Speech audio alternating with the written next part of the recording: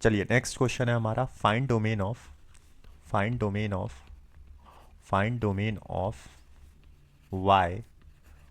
y equals to x square minus x plus one upon 17। अब देखो, जब मेरे को यहाँ पे बोला कि फाइंड डोमेन, तो पहले मैं क्या देखूंगा? सबसे पहले मैं देखूंगा ये रूट एफ एक्स जैसा फंक्शन है, राइट? रूट एफ एक्स जैसा फंक्शन है। तो मुझे पता है रूट एफ एक्स जैसे फंक्शन में क्या करते हैं हम, एफ एक्स को ग्रेटर देन और इक्वल टू जीरो पुट कर देते हैं। तो x square minus x plus one upon 17 is greater than and equal to zero, है ना? अब इसको हम सॉल्व करेंगे। लेकिन देखो ये 17 तो यहाँ पे पॉजिटिव नंबर दिख रहा है, ये पॉजिटिव नंबर दिख रहा है, तो ऑब्वियसली ये तो क्रॉस मल्टीप्लाई होकर जीरो बन जाएगा। तो मेरे पास जो इक्वेशन बनेगी वो बनेगी x square minus x plus one is greater than equal to zero. ये इनइक्वालिटी आ गई मेरे पास। अब यहाँ पे बच्चे आके बोलेंगे सर इसके फैक्टर्स नहीं हो रहे। हाँ, तो अब मैं कुछ पॉइंट्स लिखवा रहा हूँ, ध्यान से सुनना। फैक्टर्स नहीं हो रहे, तो किसी भी क्वाड्रेटिक के अगर फैक्टर्स नहीं हो रहे हो तो उसका क्या चेक करो? उसका पहले, क्योंकि ये पूरा क्वाड्रेटिक है और इसके फैक्टर्स नहीं हो रहे, इसका ए चेक करो। तो पहली बात तो आप बोलोगे सर ए तो इक्वल टू वन है ना? एक्स स्क्वायर का कोफिशिएंट होता है ए। यस। उसके बाद इसका डी भी चेक करो। तो डी चेक करने के लिए पहले बी देखूंगा माइनस वन, और सी मेरा किसके इक्वल आ गया? वन के इक्वल आ गया। तो जो इसका डी आएगा वो क्या आएगा? डी होता है डिस्क्रिमिनेंट, जिसको आप बोलते हो B square minus four A C. तो बी स्क्वायर वन का square minus four into one, ये माइनस वन का square minus four into one, four A into C one. तो ये कितना आ गया? माइनस थ्री आ गया। और माइनस थ्री क्या है? Minus three less than zero है।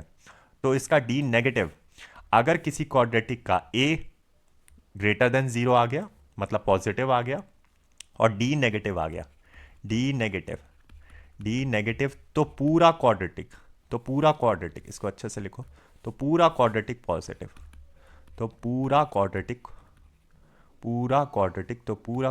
पॉजिटिव, ऑलवेज पॉजिटिव लिख लो, ऑलवेज पॉजिटिव। तो आपको, आपने क्या देखा? पूरा क्वाड्रेटिक पॉजिटिव हो गया। किसी क्वाड्रेटिक के अगर फैक्टर्स ना हो तो उसका डी चेक करो, डी नेगेटिव हो देन फैक्टर्स नहीं होंगे, क्वाड्रेटिक पूरा पॉजिटिव आएगी। और अगर डी पॉजिटिव आ जाए तो फैक्टर्स होंगे, ठीक है? डी अभी नेगेटिव आ रहा है तो क्योंकि फैक्टर्स नहीं हो रहे तो डी नेगेटिव आ रहा है। अगर डी पॉजिटिव आता तो फैक्टर्स हो जाते। अगर नहीं होते हैं तो फिर आप कौन सा फॉर्मूला लगाओगे? श्रीधराचार्य फॉर्मूले से आप उसको निकालोगे, अगर डी पॉजिटिव आता है और फैक्टर्स नहीं होंगे तो। पर फैक्टर्स होंगे ज़रूर। इतनी बात क्लियर है? अब जैसे ही मैंने ये चीज़ देखी, मुझे इतनी चीज़ समझ में आई, मैंने कहा यार ये तो आसान हो गया काम। क्योंकि मेरे पास ये क्वाड्रेटिक, क्योंकि मेरे पास क्वाड्रेटिक पूरा पॉजिटिव आ गया, इसका मतलब मेरे पास X square minus x plus one is greater than और इक्वल टू जीरो आ गया। और क्योंकि ये पूरा पॉजिटिव था, पॉजिटिव क्यों था? क्योंकि इसका ए ग्रेटर देन जीरो आया था एंड डी इसका नेगेटिव आया था। किसी भी क्वाड्रेटिक का जब ए ग्रेटर देन जीरो आ जाए और डी नेगेटिव आ जाए, मतलब ए पॉजिटिव आ जाए डी नेगेटिव आ जाए, तो quadratic always positive, always positive.